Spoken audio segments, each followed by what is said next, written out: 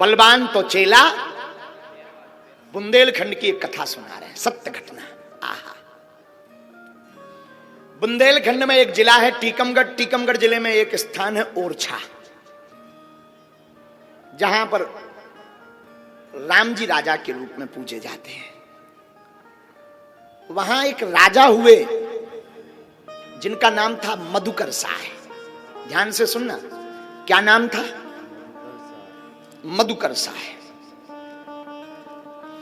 मधुकर साह नाम के एक राजा हुए, बड़े भगवत भक्त, इतने धर्मात्मा हुए, क्या कहना। आपको ठाकुर जी के अनेक बार दर्शन भये। मधुकर साह जी ओरछा के राजा। श्री राम जय राम, श्री राम जय राम, जय जय राम। आप भेषनिष्ठ राजा थे। कैसे राजा थे? भेषनिष्ठ। एक इनका चरित्र है। आप बड़े सूरवीर थे, बड़े धर्मात्मा थे। आहा हा, आपने अनेक किलों को जीत लिया।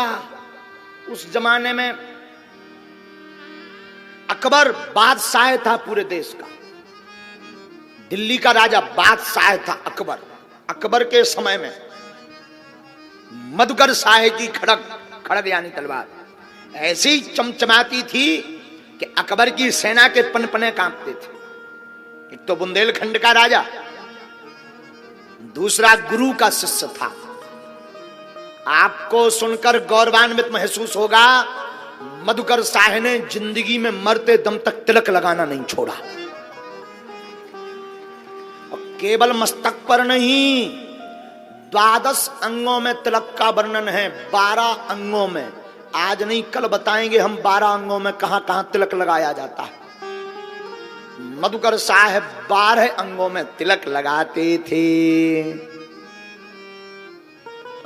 एक बार अकबर ने जब इनको देखा कि इन्होंने कई किलों को जीत लिया, तो संधि कर ली, मिलाप। दरबार में पूरे देश के राजा गए। बादशाह अकबर ऊंची गद्दी पर बैठा। उस जमाने में बहुत से वैष्णव राजा तिलक लगाते थे। आज के कुछ राक्षस हैं जिन्हें तिलक लगाने में शर्म आती है। सनातनीय हिंदू को अगर तिलक लगाने में शर्म आ रही तो ये बुजदिली नहीं तो और कुछ नहीं। इसे बुजदिली कहा जाएगा। किसी को भारत में टोपी पहनने में शर्म नहीं है, किसी को भारत में क्रॉस पहनने में शर्म नहीं है, तो हमें तिलक लगाने में किस बात की शर्म? गौरव की बात कहेंगे, तुम्हें भगवान ने माला दी, तिलक दिया, लगाया करो। वैष्णव भक्त बहुत थे।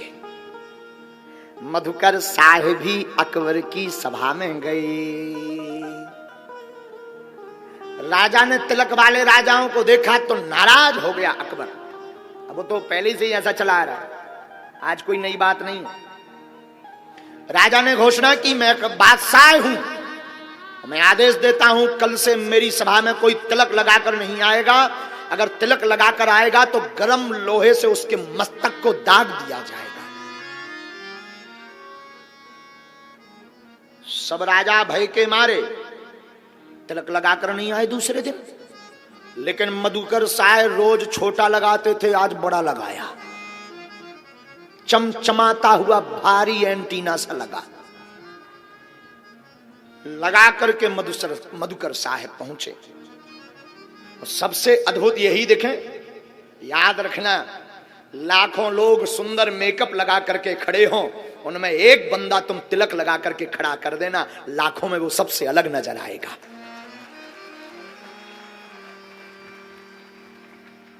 मधुकर साह सभी राजाओं में अलग नजर आते थे।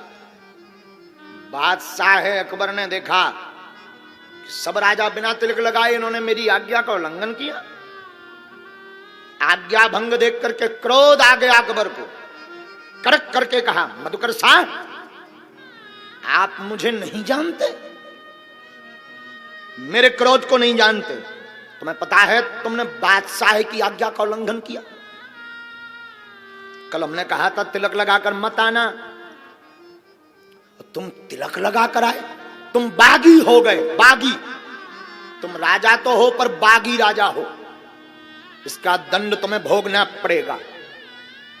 मधुकर शाह का शरीर खोल गया, खून में उबाल आ गया। वो हिंदू किस काम का जिसका सनातन के लिए कोई उंगली उठाए और खून ना खोले, उसका खून मर चुका। हाँ, कोई संतों के खिलाफ, ब्राह्मणों के खिलाफ, सनातन के खिलाफ और भक्तों के खिलाफ और भारत राष्ट्रगान के खिलाफ बोले और खून ना खोले, वो बुजदिल है। ऐसे निकम्मों को डूब के मर जाना चाहिए।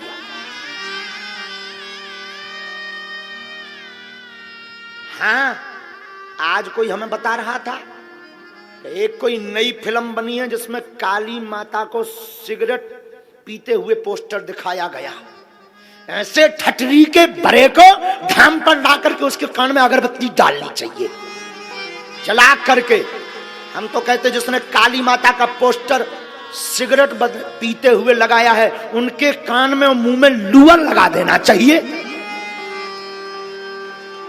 और हिंदुओं से निवेदन करेंगे, तैयार हो जाओ, उस फिल्म को देखना भी मत, और उसके जो भी लोग दिखें उनको सिगरेट आंख में लगा देना।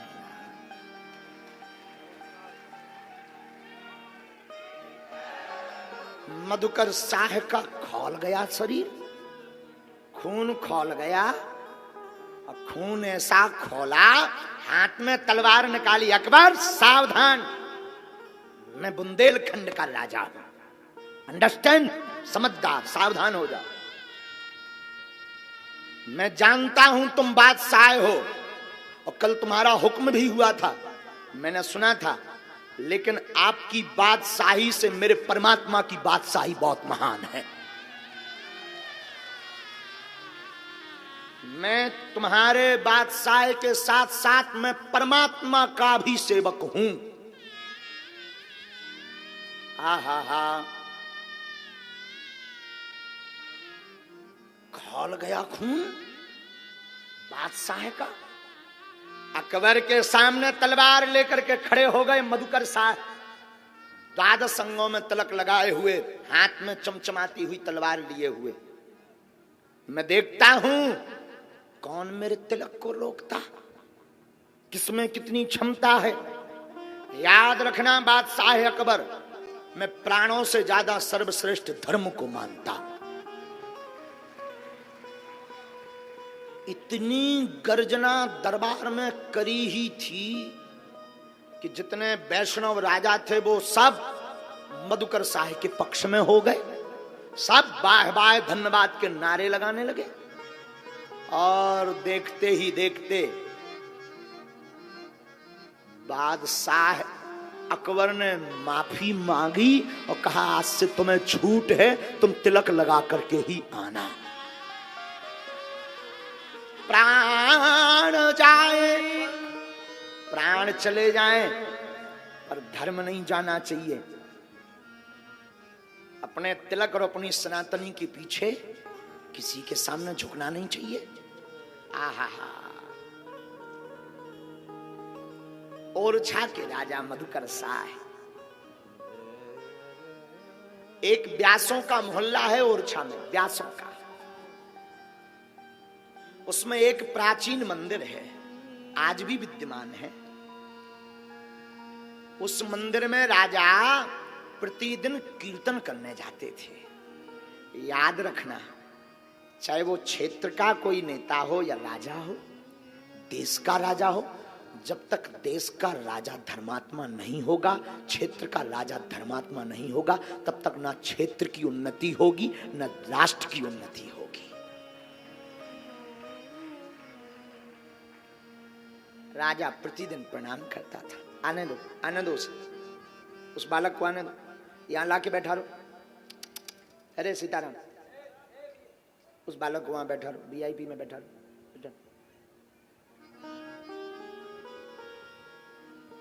क्या ये वीआईपी नहीं है क्या?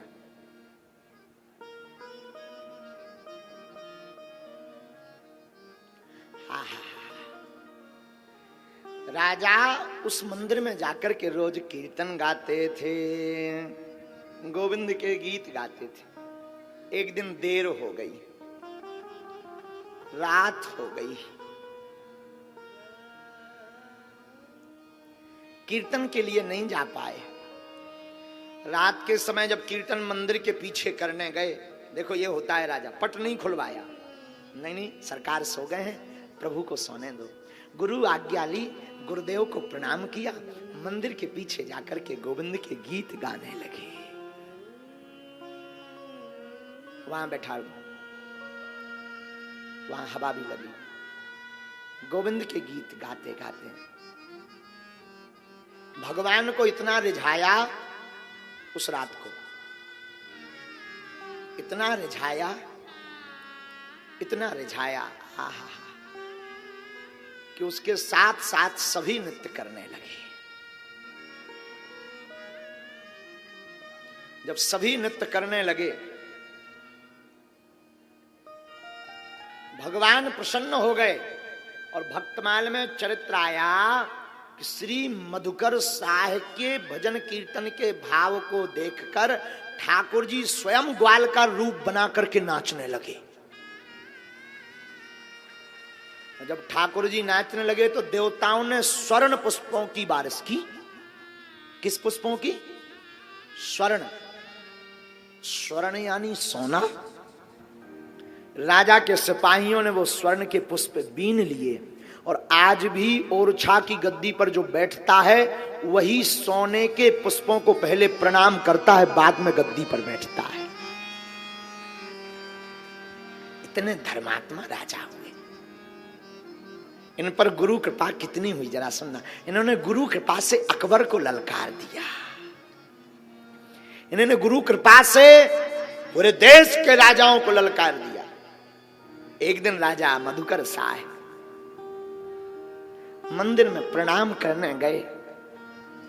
गांव के कुछ दुष्ट लोगों ने सोचा कि राजा कितने भेषनिष्ठ हैं, जरा परीक्षा ली जाए। दुष्ट लोगों ने एक गधा, गधा जानते हैं, गधे के गले में माला पहना दी, तिलक लगा दिया, राजा जिस गली से निकलते थे वहीं खड़ा कर दिया। कुछ गांव के लोग तमाशा देखने लगे। तमाशा जब देखने लगे, हा हा हा, राजा ने जैसे ही सामने देखा कि एक गधा 12 अंगों में तिलक लगाए खड़ा है, आंखों में आंसू आ गए। उतरकर दंडवत प्रणाम किया, साष्टांग लौटकर और हाथ जोड़कर बोले, आज तक हमने 2 पैर वाले तो बहुत वैष्णव देखे, पहली बार 4 पैर वाला वैष्णव देखा है। धन्य है गुरुदेव, धन्य है गुरुदेव। फूट फूट करके रो करके गधे के चरणों को पकड़ने लगे। जिन्होंने ये कुकृत्य किया था वो नतमस्तक होकर के राजा की शरण में आ गए, वो सब भगवान के भगवत भक्त बन गए। और हमने सुना उसी गधे के रूप में राम राजा सरकार प्रकट हो गए।